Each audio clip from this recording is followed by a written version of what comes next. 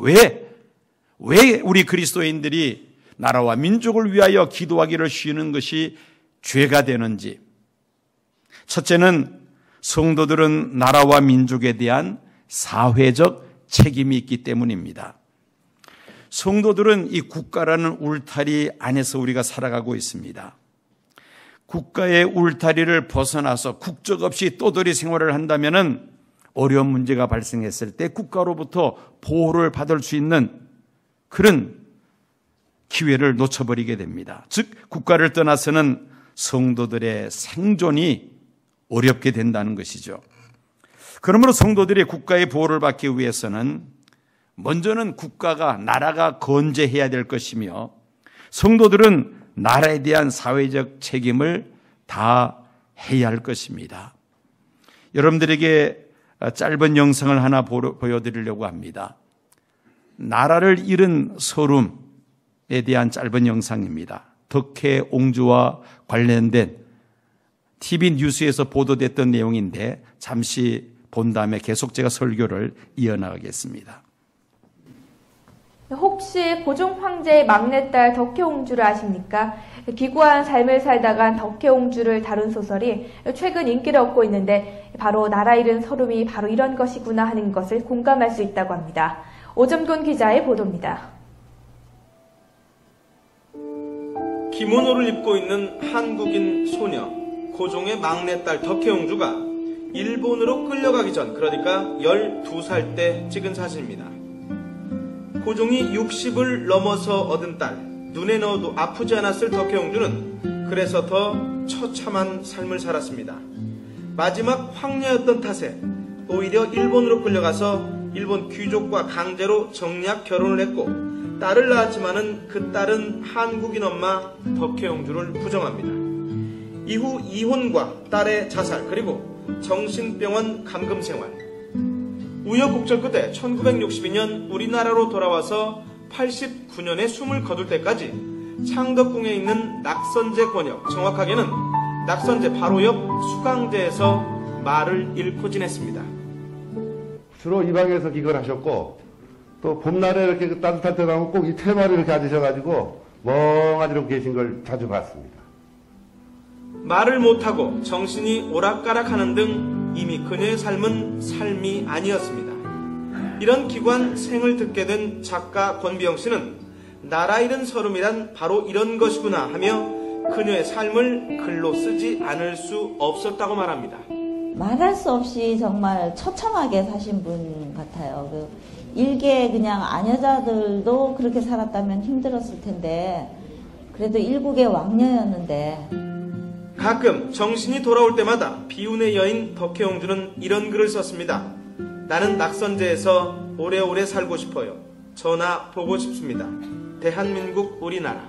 덕혜옹주의 비극적인 삶을 다룬 소설 덕혜옹주는 지난주에 베스트셀러 종합순위 1위에 오르는 이변을 일으켰습니다. 제가 설교 도중에 이 영상을 보여드리는 이유가 있습니다. 왕의 딸로 태어났지만은 나라를 잃으니까 이런 삶을 살 수밖에 없었다는 것이죠. 그러므로 우리는 국가에 대한 사회적 책임을 잘 해서 정말 우리나라가 건재할 수 있도록 기도해야 될 책임이 우리 성도들에게 있다는 말씀입니다. 두 번째는 나라와 민족의 운명이 하나님 손에 달려있기 때문입니다. 이사야 선지자는 이사야서 42장 5절에 하나님에 대하여 하늘을 창조하여 펴시고 땅과 그 소산을 베푸시며 땅 위의 백성에게 호흡을 주시며 땅에 행하는 자에게 신을 주시는 하나님이라고 말씀하고 있습니다. 그는 이사야서 40장 15절에서 이 세상 열방이 하나님 앞에서 통의 한 방울 물과 같으며 저울에 적은 티끌 같으며 섬들은 떠오르는 먼지 같다고 말씀하고 있습니다. 17절에는 모든 열방이 하나님 앞에서는 아무것도 아니며 그들을 없는 것 같이 빈 것 같이 여기신다고 말씀하고 있습니다. 겉으로 보기에는 이 세상이 몇몇 강대국 지도자들에 의해서 좌지우지되는 것처럼 보입니다마는 실상은 치밀하신 하나님의 섭리 속에서 인류 역사가 진행되는 줄로 믿습니다. 그러므로 성도들은 마땅히 열방을 다스리시는 하나님께 기도해야 할 책임이 있다는 것입니다.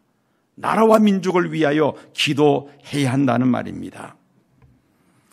영국의 스펄전 목사님은 기도하지 않고 성공했으면 그 성공은 온전한 성공이 아니다. 왜냐하면 사람들이 그 성공 때문에 교만해지고 그 성공 때문에 타락하게 되기 때문이다. 그리고 기도하지 않는 것 자체가 죄이기 때문이다 라고 말을 합니다. 기도하지 않고 출세하고 기도하지 않고 성공하고 기도하지 않고 돈 버는 것은 결코 잘된 일이 아니라는 것입니다. 왜냐하면 교만으로 인해서 망할 수도 있기 때문인 것입니다. 영국 종교개혁을 일으켰던 존 웨슬리 목사님은 쉬지 말고 기도하라는 이 하나님의 명령은 우리의 영혼 속에 있는 하나님의 생명을 유지할 수 있도록 은혜를 내려주시기 위함이라고 했습니다. 하나님은 기도하는 사람과 함께 하시고 기도하는 사람을 통하여 역사하시고 기도하는 사람에게 하나님께서 은혜 부어주시는 줄로 믿습니다. 느헤미야는 페르시아의 술관원장이었습니다. 이 술관원장은 왕과 가장 측근에서 보좌하는 막강한 권력 실세 중에 하나였습니다. 어느 날 예루살렘 성벽이 아직도 불탄 채 방치되었다는 소식을 듣고는 그는 나라를 위하여 금식하며 기도하였습니다. 그 결과 예루살렘 성벽을 다시 재건하는 일을 감당하게 됩니다. 다니엘은 다락방에 올라가 하루에 3번씩 예루살렘 성전을 향하여 기도하기를 쉬지 아니했습니다. 자신은 하나님의 은혜로 바벨론 제국의 총리의 그 부귀영화를 누리고 있었지만은 자기의 동족인 이스라엘 백성들은 바벨론에서 포로 생활을 하고 있었던 것입니다. 그들이 속히 예루살렘으로 돌아가 성전을 재건하며 나라를 재건할 수 있도록 하나님 앞에 간절하게 기도를 드렸습니다. 스코틀랜드 종교개혁가 존 낙스는 스코틀랜드가 아니면 죽음을 달라고 하나님 앞에 매달려 기도합니다. 사람들은 존 낙스 한 사람이 스코틀랜드의 군대보다 더 힘이 강하다고 그렇게 평가를 할 정도였습니다. 18세기 영국의 시민 윌리엄 쿠퍼는 기도하기를 포기하는 자는 전투를 포기하는 군인과 같다고 했습니다.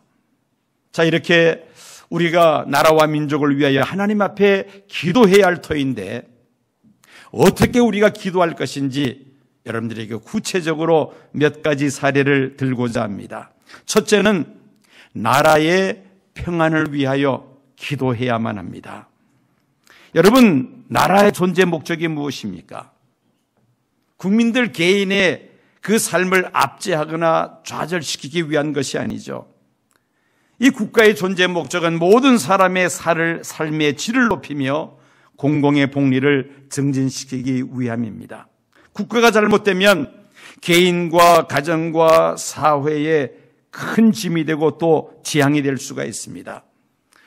우리는 우리나라의 지난날 과거의 역사를 통해서 국가의 불행이 개인과 가정에 직결되는 문제라는 것을 경험을 했습니다. 일본의 식민 지배를 받으면서 그 식민 국가의 서름을 우리의 조상들은 경험했습니다. 6.25 민족 동란의 비극을 우리 어르신들이 다 경험을 했습니다. 보리고개의 헐벗음과 독재로 인한 압제와 IMF 시절 국가 파산의 위기를 몸소 경험을 했습니다. 나라가 잘못되면 국민 모두에게 불행해진다는 것입니다. 그래서 디모데전서 2장 1절 2절 말씀 보면은 모든 사람을 위하여 간구와 기도와 도구와 감사를 하되 임금들과 높은 지위에 있는 사람을 위하여 하라. 이는 우리가 모든 경건과 단정한 중에 고요하고 평안한 생활을 하려 함이니라.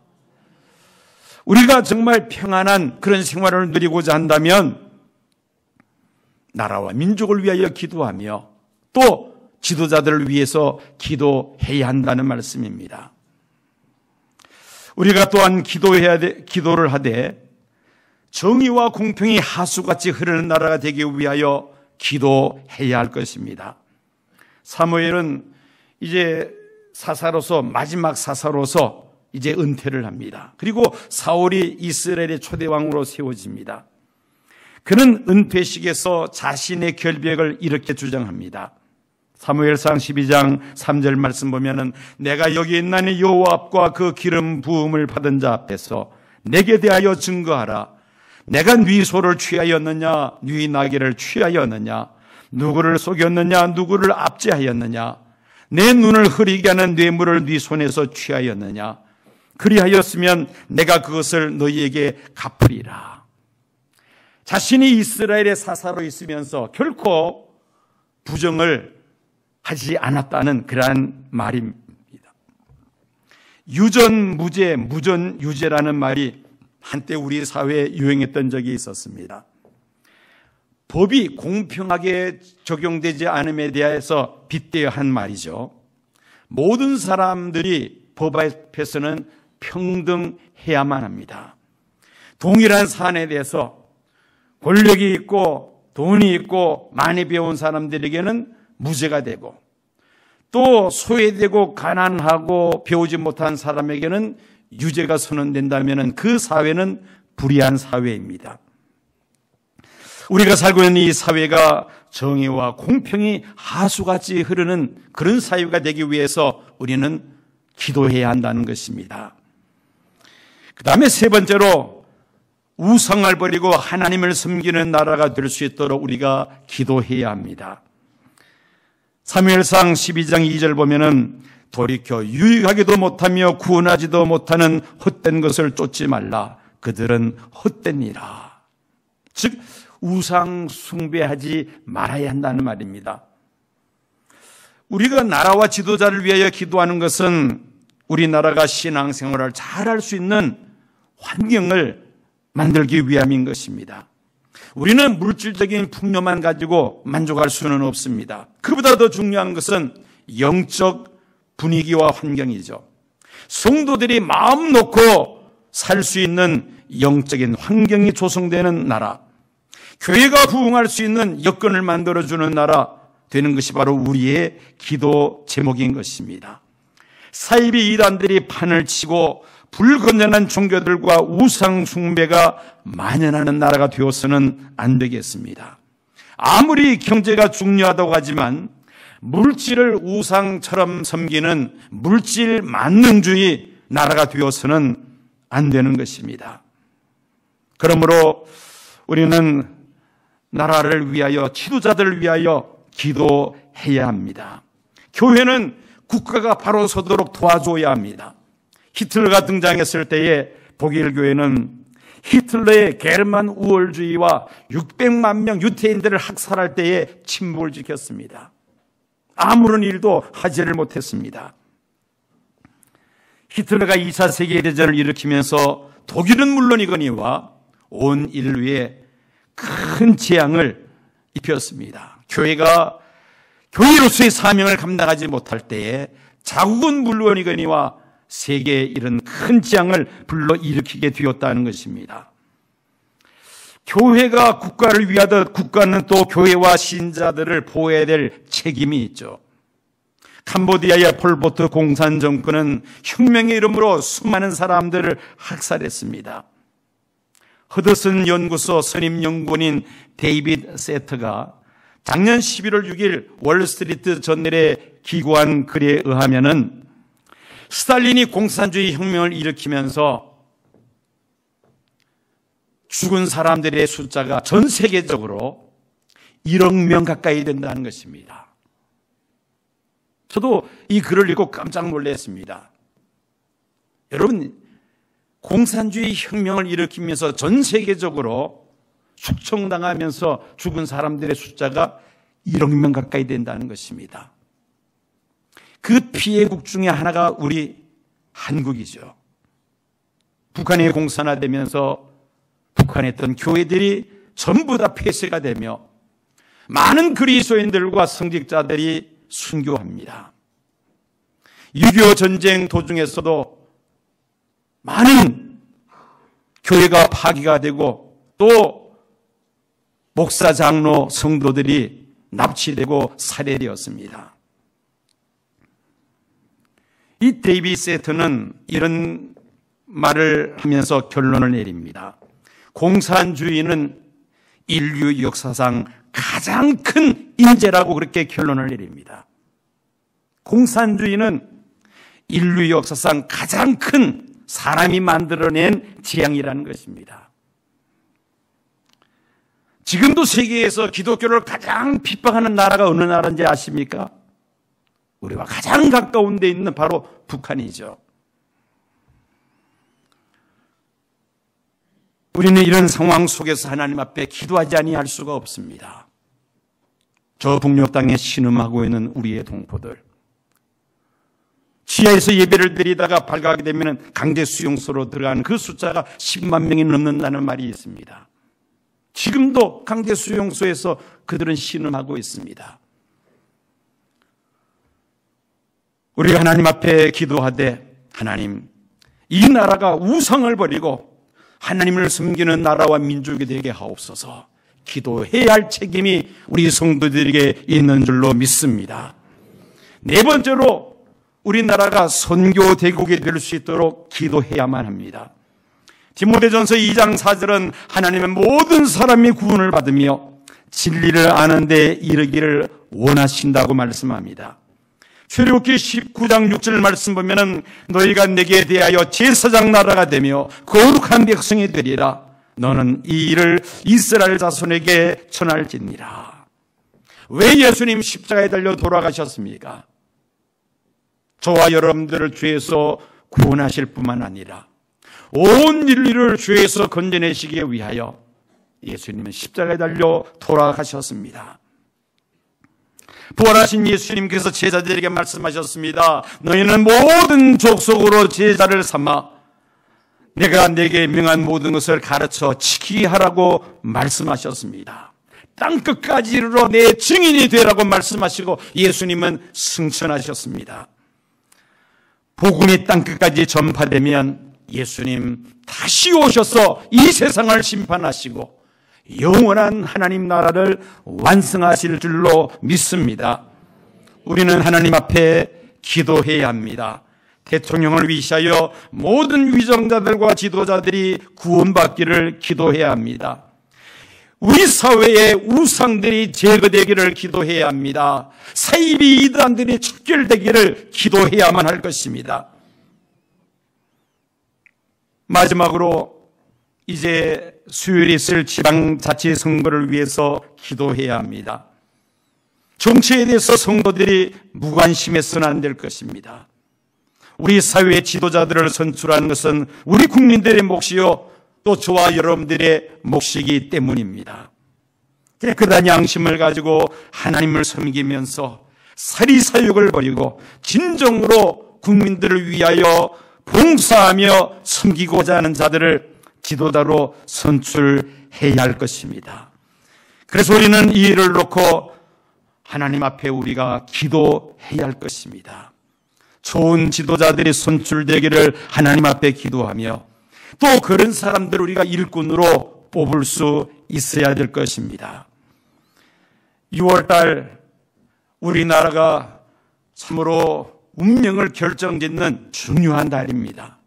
북한 핵폐기 문제를 놓고 12일 싱가포르에서 미국 북미 정상회담을 필두로 계속해서 이제 정상회담들이 이어질 것입니다.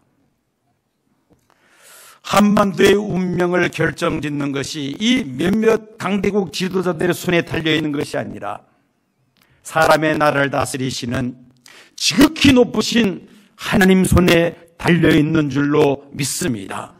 그러므로 우리는 그 하나님 앞에 기도해야 한다는 것입니다. 에스겔서를 보면은 하나님께서 에스겔 선지자에게 바벨론에서 멸망당한 유다 나라가 다시 회복될 것을 말씀하십니다. 그러면서 뭐라고 말씀하십니까? 그렇다 할지라도 너희는 내게 기도하여야 할지니라.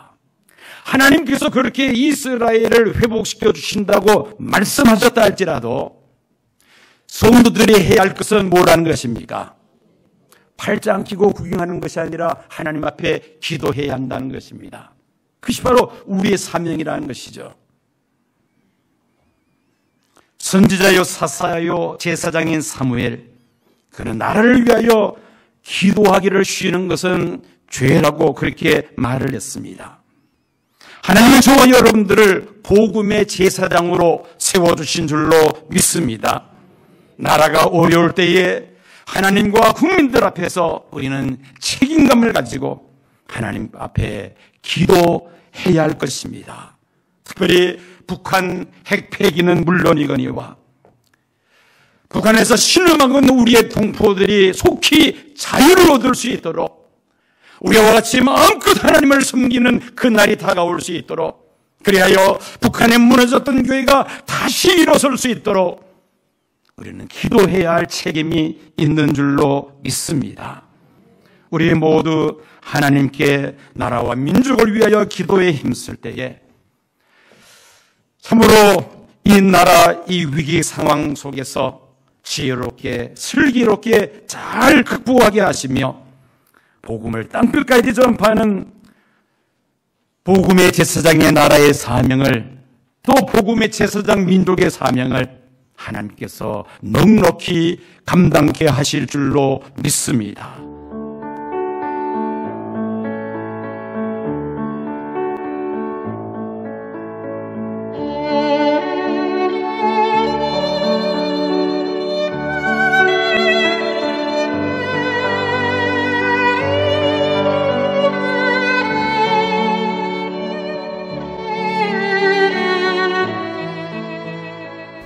(2018년 5월 31일) 손상대 애국집회 사회자께서 출소하시던 날, 아직도 여전히 저 담장에 갇혀 영어의 몸으로 계시는 박근혜 대통령님이 계시는 아주 가까운 지근 거리에까지 가보았습니다.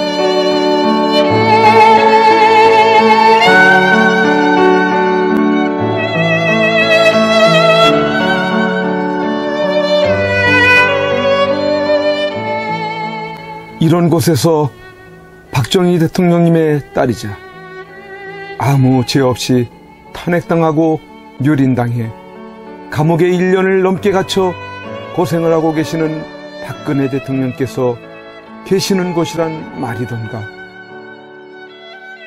아, 이게 뭐란 말인가? 이런 게 있을 수 있는 일이란 말인가?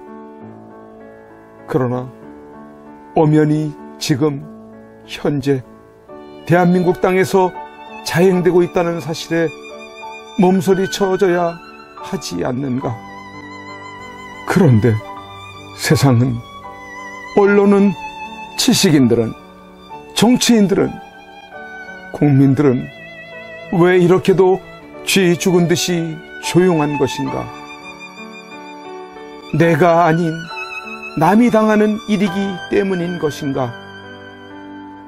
아, 대통령께서는 저곳에서 1년이 넘는 긴 시간 동안 과연 무엇을 생각하고 계셨을까? 지난날 청와대에 계실 때 함께 곁에 서 있었던 배신자들이 누구인지를 아시고 분을 사귀지 못하고 계실까? 아니면 자신으로 인해 대한민국이 너무 무너져가고 있는 것을 염려하고 계실까? 우리 국민들은 바란다. 부디 대통령님께서 강한 정신력으로 버티시고 건강을 유지하셔서 반드시 복귀하시고 형편없이 무너지고 부패하고 비리 공화국이 되어버리고 빨갱이들로 점령되어버린 이 땅을 기경하여 다시 씨를 뿌리고 옥토로 만들어 다음 통일한국을 일구어갈 나라로 만들어 주기를. 왜냐하면 박근혜 대통령님만큼 깨끗하여 믿을 만한 사람이 없기에.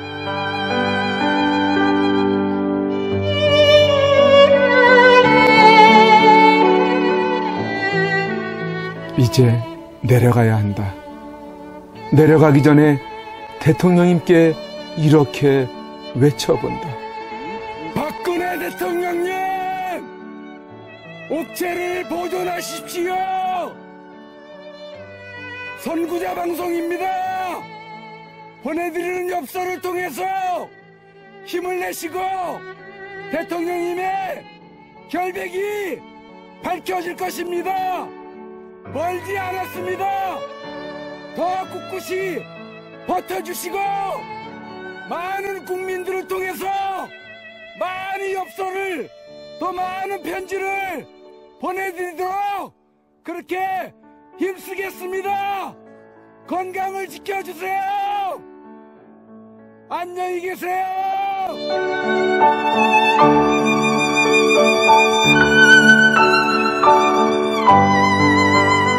오늘 손상대 사회자께서 출소하시면서 여러분들이 보내주신 서신으로 인해 힘을 얻을 수 있으셨다고 하셨습니다.